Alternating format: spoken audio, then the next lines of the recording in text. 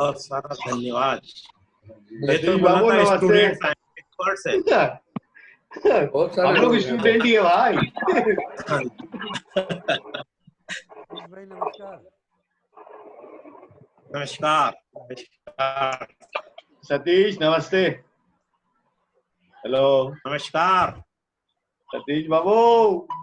नमस्कार भाई, नमस्कार। सबका अभिवादन ले लीजिए।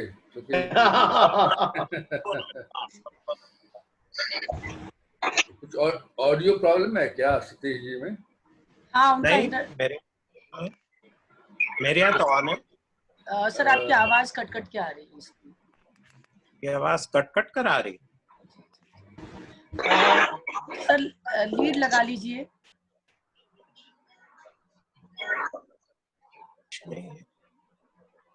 ओके ओके सर, देखते हैं यदि दिक्कत हुई तो लीड लगा लीजिएगा। मैं विधिवत रूप से ये सत्र शुरू करती हूँ और सर का अभिनंदन करती हूँ और नमस्कार करती हूँ कि उन्होंने हमारे साथ में आना और बात करना स्वीकार किया।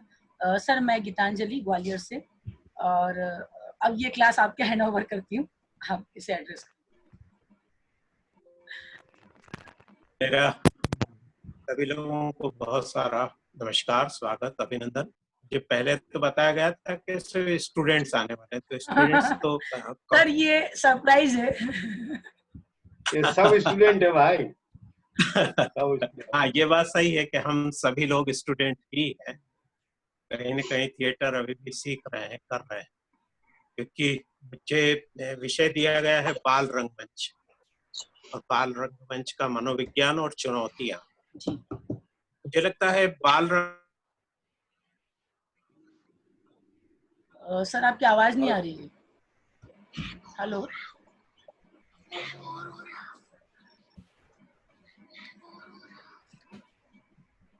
सर, आप मुझे, क्योंकि वो बच्चों की कंपटीशन चल रही है तो बीच में फोन आते रहेंगे, मैं एक आध सेकंड का ही वो रहेगा। जी जी जी चलिए। लास्ट डेट है कंपटीशन की और ढेर सारे वो सब आते जा रहे हैं, इसलिए बीच में मैं सबसे माफी चाह रहा हूँ। जी जी। बाल रंगमंच हमारे यहाँ पर शुरू से लास्ट प्रायोरिटी में रहा है। आवाज आ रही है क्लियर? जी आ रही है, थोड़ी आवाज कट के आ रही है। मैं और कोशिश करता हूँ। हम देखें तो संस्कृत नाट्य साहित्य में भी बहुत सारा जो साहित्य है वो प्रौढ़ साहित्य ही कहा जाता है। सिर्फ भास का बालचरितम है जो कहा जाता है कि बच्चों के लिए, लेकिन जब आप उसका टेक्स्ट पढ़ें तो आपको लगता है कि ये बच्चों के हिसाब से लिखा नहीं गया। बच्चों के लिए कहानियां जरूर, पंचतंत्र में जिस तरह का उल्लेख है, जिस तरह की चीजें हैं, कथा सरित सागर में भी जो कहानियां हैं वो बड़ों को लेकर है। बच्चों के रंगमंच के लिए बहुत ज्यादा उत्सुकता शायद उस समय नहीं रही, या यूं कहें शास्त्रीय रूप से उसमें कहीं इंटरेस्ट नहीं रहा। और यही कारण है कि आज भी हमारे यहाँ के रंगमंच में जो बच्चों का रंगमंच है वो कहीं ना कहीं सबसे आखिरी हिस्सा। उसका मूल कारण बहुत सारा है।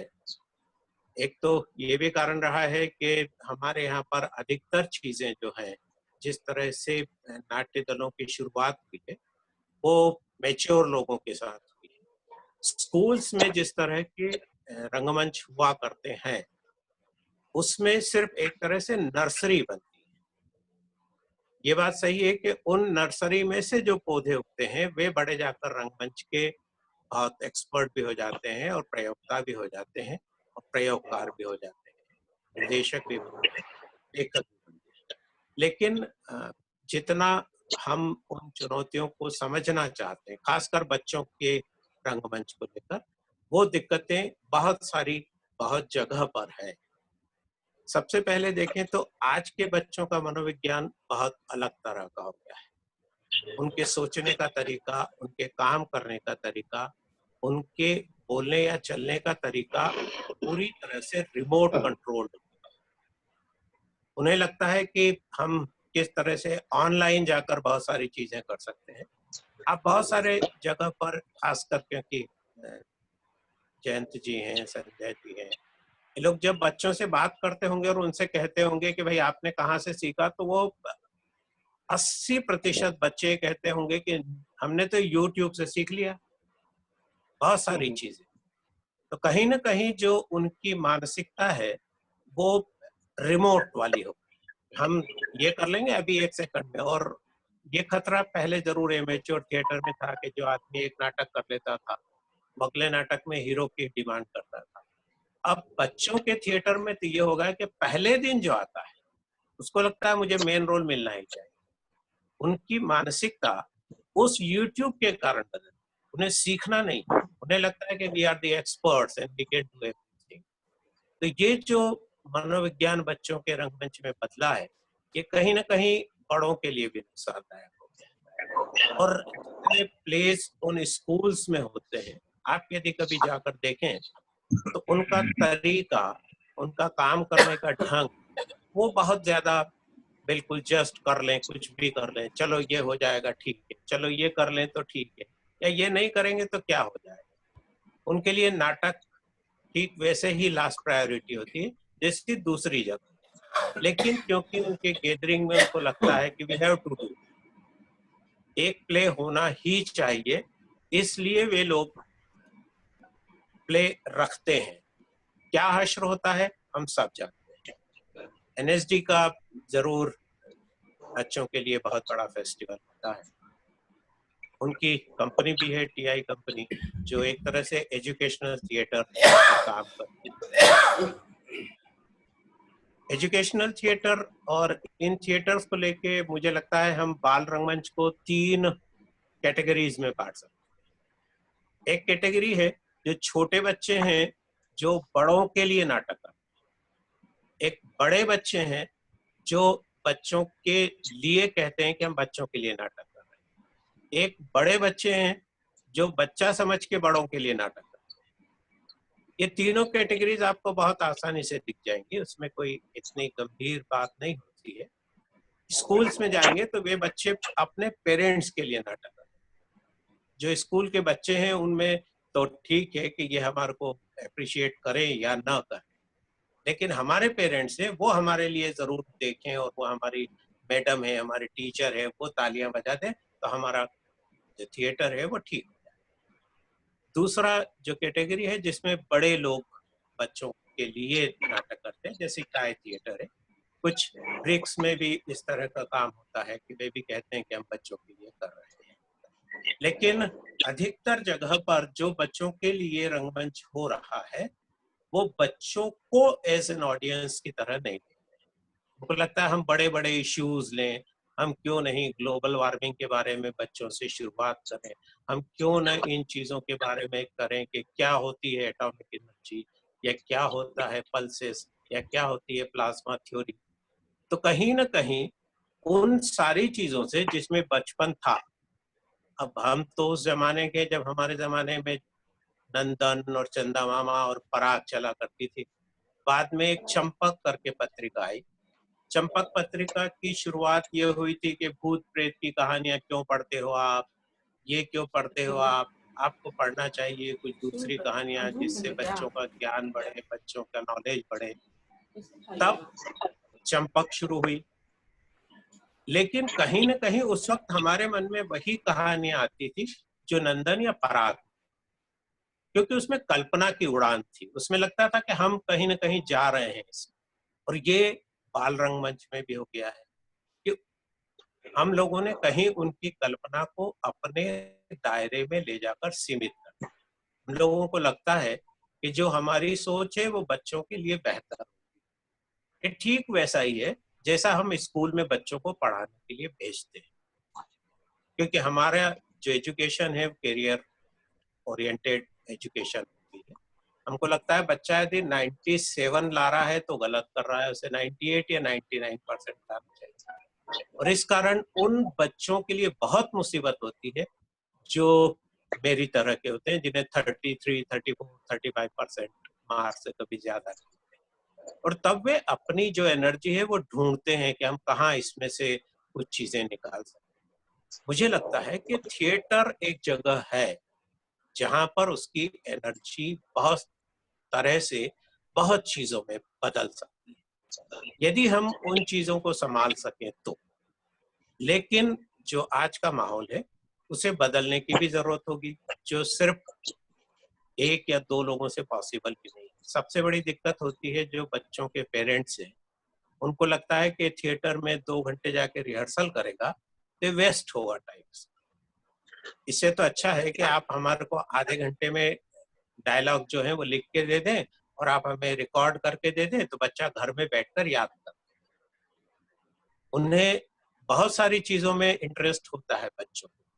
बच्चे चाहते हैं कि हाँ ठीक, क्योंकि उन्हें लगता है कि हम लोग जो कोचिंग में कर रहे हैं या ऑनलाइन कोचिंग में जो क्लासेस चालू है, उनसे ये जो लाइवनेस है ये हमारे लिए बेहतर है। उनके मन में है, अभी भी है, और कई बार तो थोड़े चिड़चिड़े भी हो जाते हैं इस कारण कि क्यों हम ये नहीं कर सकते। जब वे म्यूजिक के साथ में कुछ करते हैं तो उनको लगता है कि हम ये वेस्टर्न क्यों नहीं करें या हम ये वाला क्यों नहीं करें। उनके मन में प्रश्न उठते हैं कि आप यही हमसे क्यों करवाना चाहते हैं। ये मतलब थोड़ा सा दुख भी होता है जब हम कहते हैं नहीं भाई ये वाला हमारा यहाँ का म्यूजिक है, हमारे यहाँ का डांस है, हम इसको करें। तो कभी कभी दुख इसलिए होता है कि बोलते ये तो गांव का है। हम लोगों ने जिस तरह की उनके मन में नजरिया कर दिया है वो एडवांस थ्योरी पर काम करता है। उन्हें फोक स्टाइल या हमारे यहाँ का traditional art, traditional play, traditional theatre, traditional music, उन्हें कहीं ऐसा लगता है, उन्हें कहीं या उनके माहौल में जो उन्हें मालूम पड़ता है ये सब चीजें पुरानी हैं, अब हमको इसमें से कुछ नया करना।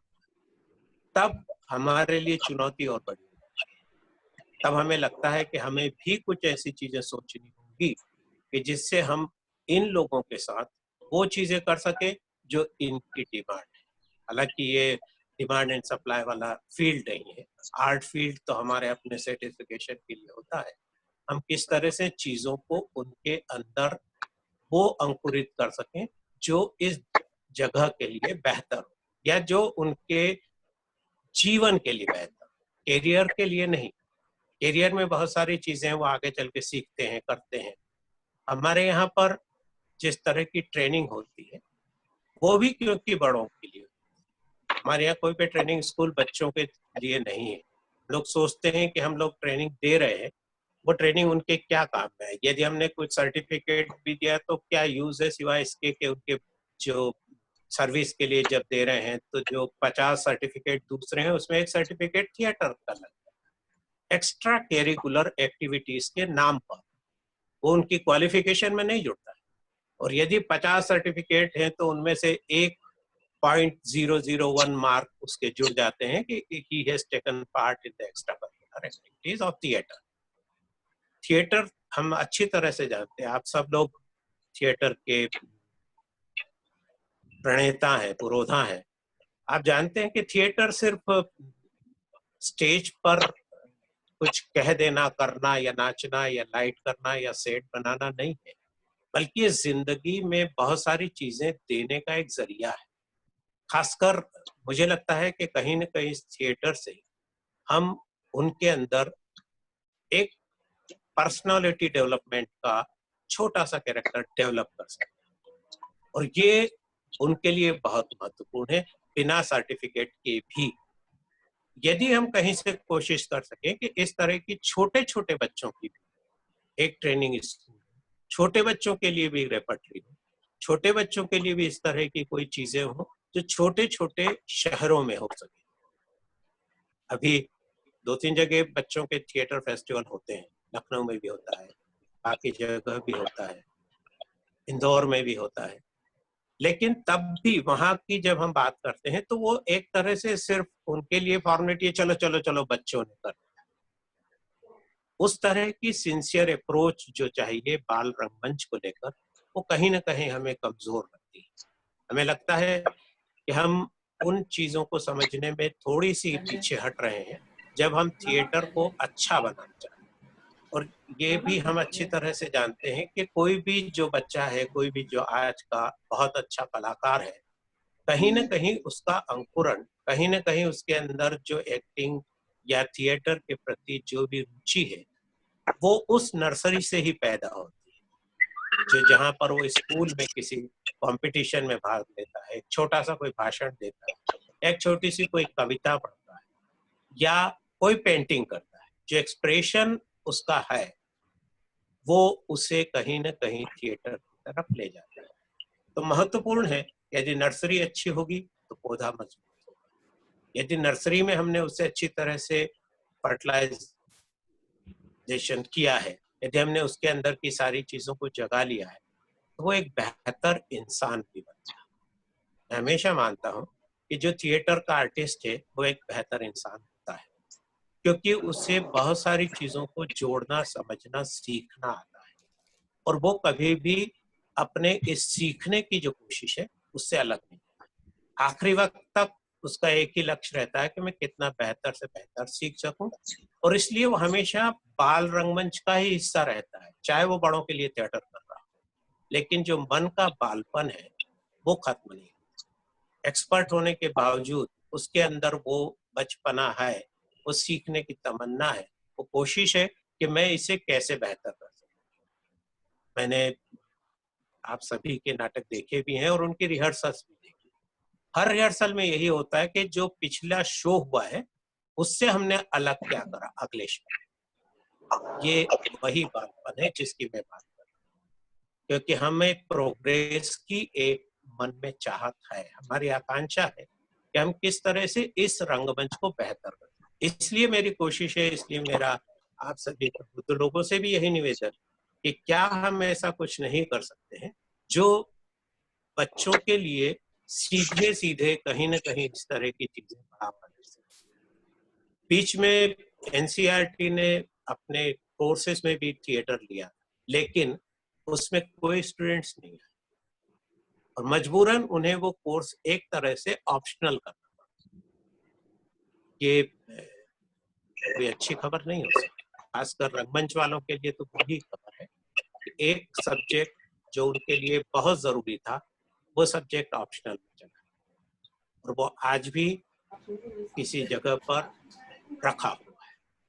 तब हम सब लोग मिलकर बच्चों के लिए इस तरह की कोई सी चीज शुरू कर सकते हैं जिसमें उनके नए स्वरूप को किस तरह से निखारा जाए, नए दुनिया के लिए, नए विश्व के रंगमंच के लिए, नए एक्टिंग के फेस के लिए, नई सेट डिजाइन के लिए, नई लाइटिंग के लिए, नए कॉस्ट्यूम्स के लिए। म्यूजिक उनके इसमें सब्जेक्ट होता है। डांस आज के सारे जितने भी पब्लिक स्कूल्स हैं उनमें कंपलसरी सब्जेक्ट होता है, लेकिन कहीं भी थिएटर सब्जेक्ट की तरह नहीं। तो सिर्फ गैदरिंग के लिए, सिर्फ एनुअल फंक्शन के लिए या सिर्फ किसी खास वक्त कोई खास मेहमान आए तो 5 मिनट बताने के लिए उनका रहता है कि कल नाटक है। आज वो किसी को अप्रोच करते हैं कि हमारे यहाँ कल नाटक है, आप आज करवा दीजिए। तो ये जो इमरजेंसी अप्रोच है नाटक के लिए, ये डेंजरस है बच्चों के रंगमंच के। जिस तरह से हम लोग भूल रहे हैं, खासकर इस भागा दौड़ी के कारण, कि वो जो बच्चा है जिसे जरूरत है कि वो अपने में से निकल के दूसरे में जाए, दूसरे में जाने का और कोई तरीका नहीं रंगमंच के अलावा। कोशिश करें तो सिर्फ एक सहारा लेकर खड़े हो जाते हैं किसी चीज का।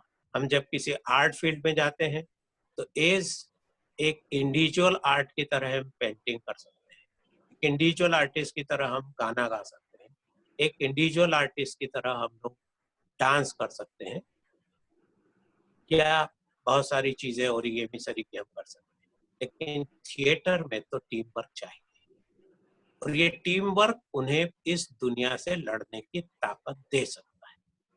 यदि हमने बाल रंगमंच को ठीक से एनर्जाइज कर लिया तो मुझे लगता है कि हम एक अच्छे समाज की कल्पना भी कर सकेंगे। सोच सकेंगे कि ये जो चीजें हमारे भीतर हैं, ये जो आज हम देख रहे हैं, एक दूसरे के प्रति अविश्वास का भाव, ये कहीं ना कहीं उस बालपन की कमजोरी का कारण है जो हमें नहीं मिला। यदि हम सब लोग मिलकर इस रंगमंच के बारे में सोचें तो शायद बेहतर हो सकता है। मुझे लगता है 3:30 का टाइम था, सर नहीं, आधे घंटे का था। नहीं, टाइम की कोई भी लिमिट नहीं है सर, आप बोलिए। ऐसा कुछ नहीं है कि 3:30। अच्छा अच्छा, हाँ नहीं, मुझे ऐसा लगा था कि कल कहीं पर था कि आधे घंटे का होगा। नहीं सर, वो और मैंने कहीं शायद ज्यादा होगा। ही बोल दिया मुझे लगा। नहीं नहीं, यहाँ तो आप फ्री है। चलने दो। नहीं नहीं नहीं, मैं ये भी चाहूंगा क्योंकि सब हमारे मित्रगण हैं, तो हम इनके एक्सपीरियंस से भी कुछ चीजें बढ़ा सकते हैं। शायद ये क्लास मोनोलॉग तो नहीं है ना? नहीं सर, एक्चुअल में होता ये कि बैकग्राउंड से कुछ म्यूजिक आती रहती है तो हम लोग म्यूट कर देते हैं। अच्छा अच्छा, नहीं तो मैं चाह रहा था कि इस बीच में जैसे जयंत हैं, संजय जी हैं, तो ये भी क्योंकि बहुत जुड़े रहे हैं, क्या मेरी बातों से कुछ संजय दादा तो अभी खाना खा बोलना रहे हैं। चाहेंगे? नहीं, नहीं, जयंत तो बोल ही सकते। सतीश भाई नमस्कार। खा लिया उन्होंने, खा लिया। हाँ। मैं भी बोलूंगा। ठीक है, कुछ प्रश्न है मेरे मन में, लेकिन मुझे लगता है कि आप थोड़ा और बोलें, थोड़ा और बोल लीजिए आप। ठीक है। हेलो सतीश भाई। हेलो, आप कुछ बोलना चाहते मैं वसंत काशीकर जबलपुर से बोल रहा हूँ। साउंड कम आ रहा है वसंत। हैं? साउंड कम आ रहा है सर। हेलो, अब सुनाई दिया? हेलो, थोड़ा आया है। आवाज नहीं नहीं, साउंड कम है जी। वसंत। इको हो रहा है एक्चुअल में, किसी का स्पीकर हेलो। चालू है, इको हो रहा है हेलो वो। हेलो किसी का स्पीकर चालू है, उस कारण वो उसकी बेसिलिंग दिया। हाँ हेलो हेलो, हाँ सर, मुझे तो आवाज आ रही है वसंत सर। सतीश भाई आ रही है आपको? जी बोलिए सर। मुझे ये जो आपकी एक कैटेगरी जिसमें आपने बोला बच्चों द्वारा बड़ों के लिए नाटक, ठीक है? जी मेरा ये रहता है बच्चों द्वारा बड़ों के लिए नाटक, बच्चों द्वारा बड़ों के नाटक, दोनों अलग अलग चीज है। हाँ, जैसे बिल्कुल सही है। नटरंग जम्मू के बलवंत ठाकुर करते हैं आप हमारे हैं कौन, हाँ हाँ वो बच्चों हाँ द्वारा बड़ों के लिए नाटक करते हैं। और बड़ों हाँ, के नाटक सही। मतलब बच्चे मूछ लगा के दाढ़ी लगा के जो करते हैं, मेरा थोड़ा सा उसमें विरोध रहता है। जी बिल्कुल सही है आपका विरोध, तो मेरा भी यही तो मैं भी बोल रहा हूँ। जी मेरा भी यही विरोध है कि एक बच्चे मिनट, जब उस तरह का करते हैं तो वो बच्चों का नहीं हो पाता। सर एक मिनट। जी मैं यही बता रहा था कि जिस तरह से स्कूल्स में होते हैं कि वहां पर भी लोग बड़ों के, वही आपने जो बताया, मूछ लगा के और कुछ बनाकर पगड़ी पहनकर चले गए और उनकी चीजें करने लगे, तो वो उनके अंदर का कहीं एक्ट नहीं रह पाता। और जब बच्चे बच्चों के लिए करते हैं तब आप उनकी एनर्जी अलग से फील कर सकते हैं, तब आपको लगता है इवन यस, हाँ इवन अब जो हो। बच्चे बड़ों के लिए जो कि आप हमारे हैं कौन देखा होगा आपने बलवंत का, हाँ हाँ हाँ हाँ वो प्ले बहुत वो डिजाइन की बच्चों द्वारा बड़ों के लिए नाटक, वो मैसेज बड़ों ठीक के है। लिए है और बच्चे सारे मिलके करते हैं। नहीं वो ठीक है, मैंने इसलिए कैटेगरी 3 जो बताई हैं जी वो इसलिए बताई थी कि अभी इस तरह का बाल रंगमंच है, इनमें किस तरह हो रहा है, क्या हो रहा है, हम उसके एनालिसिस शायद करेंगे तो ठीक नहीं लगेगा कि वहां क्यों ऐसा हो रहा है या यहाँ क्यों ऐसा हो रहा है। मेरा सोचना ये कि हम जिस प्लेटफॉर्म पर हैं, जिस बाल रंगमंच के बारे में हम लोग चर्चा कर रहे हैं, क्या उसमें अभी संभावना है कि हम उसको इतना एनर्जेटिक बना दें। जब इन तरह के बड़े सब्जेक्ट्स हम लेते हैं, खासकर आजकल जिस तरह के, उनको लगता है कि नहीं ये वाला क्यों नहीं लिया, जो उन्होंने देख लिया कहीं पर किसी उसमें यूट्यूब की कोई छोटी सी वीडियो आ गई, उनको लगता है ये सब्जेक्ट क्यों नहीं, या ये सब्जेक्ट क्यों नहीं। ठीक है, जो उनको लगता है वो उनके लिए है बेहतर, उनके हम मना भी नहीं कर सकते, लेकिन बच्चों के लिए जो नाटक है, बच्चों से बच्चों के लिए, बच्चों के द्वारा हो, तो वो चीजें ज्यादा बेहतर हो सकती है, उन्हें अपने आप को ग्रो कर। जब हम उनको कोई भाषण देते हैं या प्रवचन देते हैं तो आजकल बहुत जल्दी बच्चे इरिटेट हो जाते हैं। अच्छा हाँ ठीक है हमने सुन लिया। उनको लगता है कि बेहतर है कि हमारे अंदर जो है वो हमको मालूम है।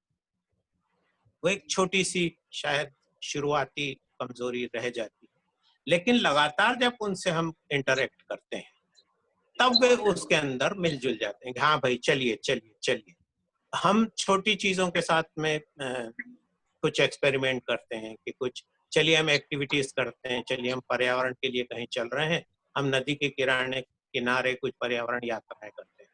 अब जब उसके अंदर आप जा रहे हैं तो उनको लगता है अच्छा ऐसा है, अच्छा ऐसा है, अच्छा ऐसा, तब वो अपने आप उसके अंदर जुड़ जाते हैं। तब वे उन्हीं चीजों को अपने लिए भी करते हैं और अपने साथ के बच्चों के लिए भी।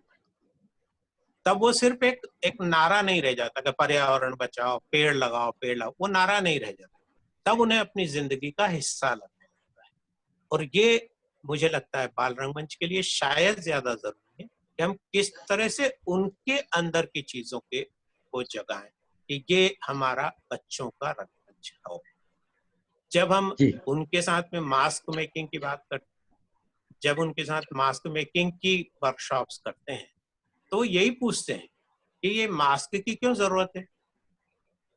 अरे भाई इससे ऐसा हो जाता है, इससे जो नॉर्मली हम लोगों के लिए होता है कि भाई ये इसके कारण आपको ये नहीं करना पड़ेगा, ये नहीं करना।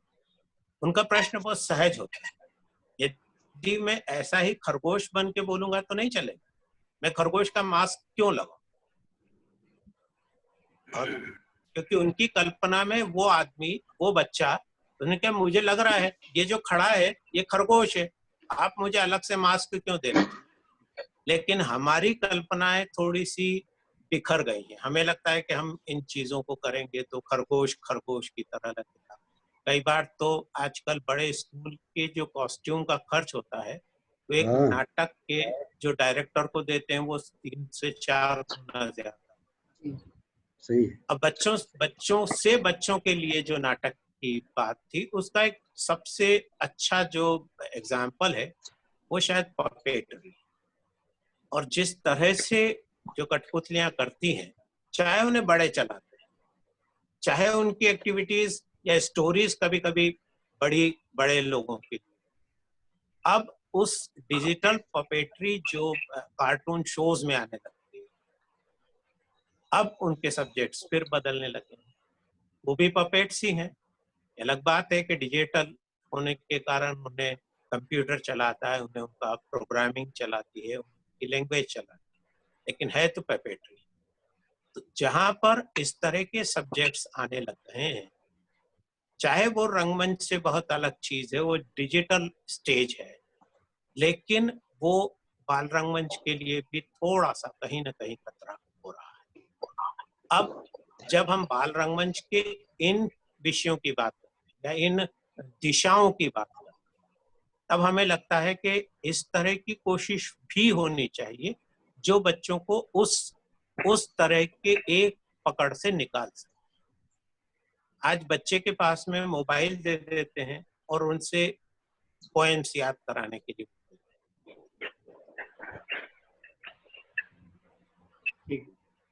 नहीं, मैं नहीं पढ़ पाया। कनोज सर मैं बोल देती हूँ। हाँ मैं बोल देती हूँ सर। एक स्टूडेंट्स का सवाल है कि सर कई बच्चे बड़े होने के बाद रंगमंच में आने की सोचते हैं, तब तक उनको डिसीजन प्रॉब्लम हो चुकी होती है। सर ये इको हो रहा है मेरे ख्याल से। मेरे यहाँ तो कोई स्पीकर चालू नहीं, और कहीं से कुछ है। हाँ, क्योंकि उनके स्कूल में रंगमंच का कोई सब्जेक्ट नहीं है, इसलिए। सही है, बिल्कुल सही। बिल्कुल, मैं भी इसी के बारे में तो बोल रहा हूँ कि स्कूल में अब सब्जेक्ट है ही नहीं, कहीं भी नहीं। शायद 3-4 साल पहले मालूम होगा, सभी लोगों को मालूम होगा कि एनसीईआरटी ने एक शुरू किया था कि थिएटर सब्जेक्ट रहे। उसके कैरिकुलम के लिए भी सब लोगों से बातचीत हुई थी, हम लोगों ने भी लिखकर भेजा था क्या होना चाहिए, लेकिन उन्हें स्टूडेंट्स नहीं मिले। तो ये गलती उनकी तो नहीं थी, ये गलती कहीं ना कहीं सोसाइटी में जो हम लोग हैं वो जागरूक नहीं कर पाए। कि हम किस तरह से बच्चों को थिएटर के लिए मोड़ें। नर्सरी तो वही है। ये भी जिसने स्टूडेंट ने बोला है बिल्कुल सही है कि जब तक वे थिएटर की तरफ इंटरेस्टेड होते हैं उनका डिसीजन लेने का पावर खत्म हो जाता है। और आजकल तो ये निश्चित हो चुका है कि नहीं, तुम्हें ये बनना है, ये बनना है और ये बनना है। जो कैरियर की होड़ है, कैरियर की होड़ ने आर्ट फील्ड को कहीं ना कहीं पीछे कर।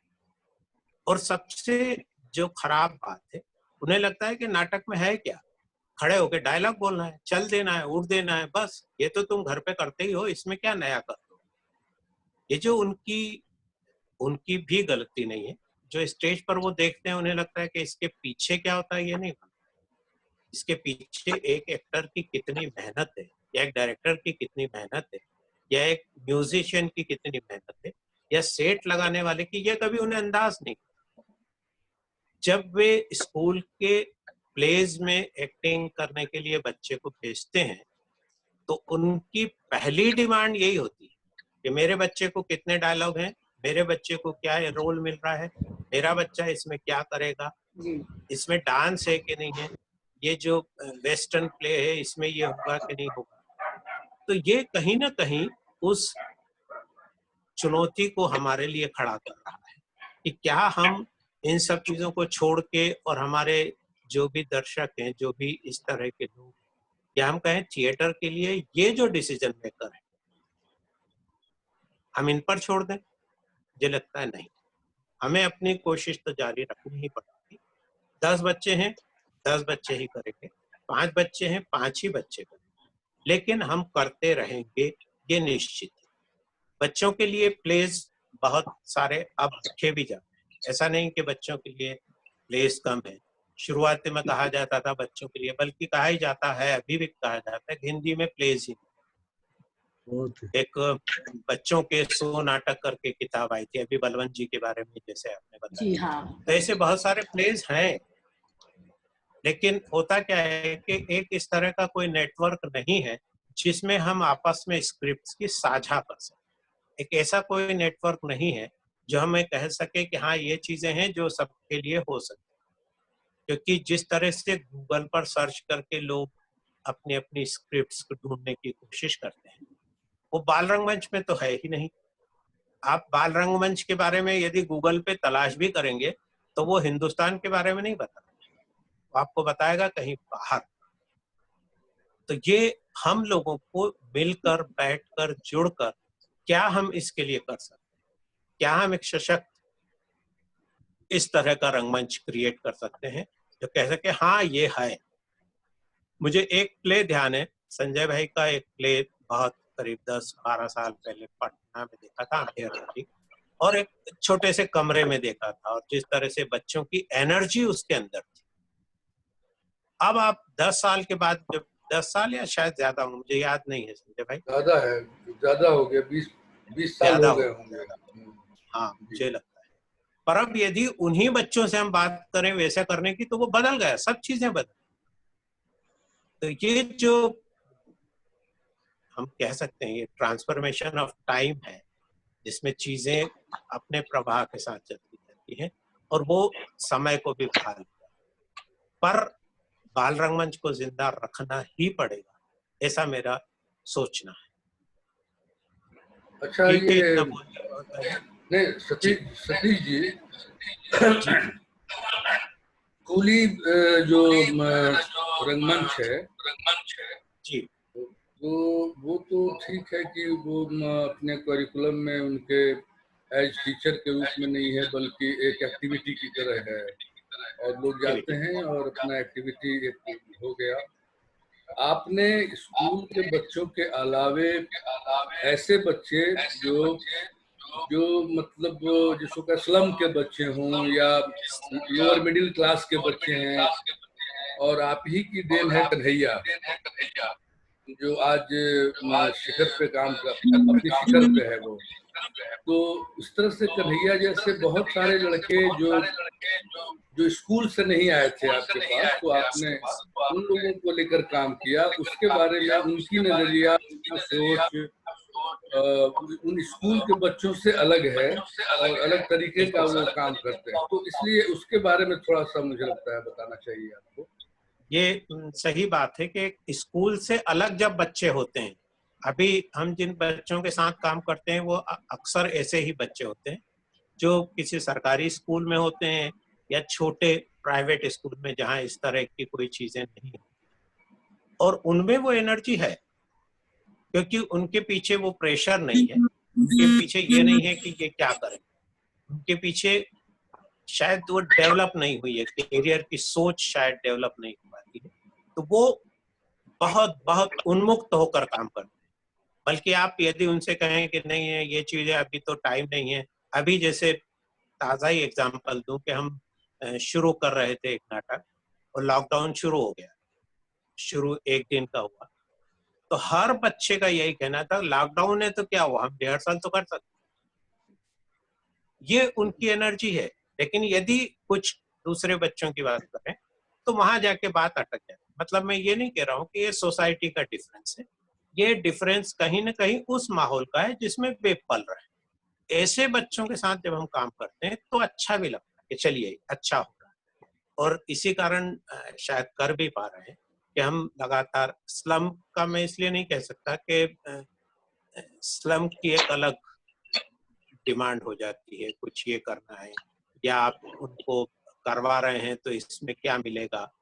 आजकल ये भी बढ़ गया है कि आप करवा रहे हैं नाटक तो इनको बच्चों को क्या मिलेगा, हम कहते हैं कि हमको ही नहीं मिल रहा है तो किसको क्या दे सकते। पर ठीक है, उनका भी सोचना कहीं ना कहीं ठीक है। तो हमारे लिए जो बच्चे आते हैं वो नॉर्मली मिडिल क्लास के बच्चे होते हैं जिनके साथ में बहुत ज्यादा करियर की भागा दौड़ी नहीं लगती है उनको, या उनको नहीं कहे, हम पेरेंट्स के लिए कहें कि उनको भागा दौड़ी, वो चाहते हैं हाँ बच्चा ये भी कर ले। सर इस वीडियो कट कारण जाए हम बहुत सारे, तो फिर से जी। ज्वाइन हो जाइएगा, मेरा अभी कट रहा है, टाइम खत्म हो रहा है। अच्छा 40 मिनट हो गए तो यहीं खत्म कर नहीं नहीं सर, अभी तो बात करनी है। 40 मिनट कहाँ रहता है, नहीं कटता नहीं है, नॉर्मली एक्सटेंड होता जाता है, वो सिर्फ आता है, मैसेज आता है और अब जाता है। मेरी भी नर्सरी इंदौलिया जी, मैं पूरा पढ़ूं इतने में खत्म हो जाता है। इंदौलिया जी का फिर से कोई स्टूडेंट ही है शायद, जी आपने पढ़ा होगा।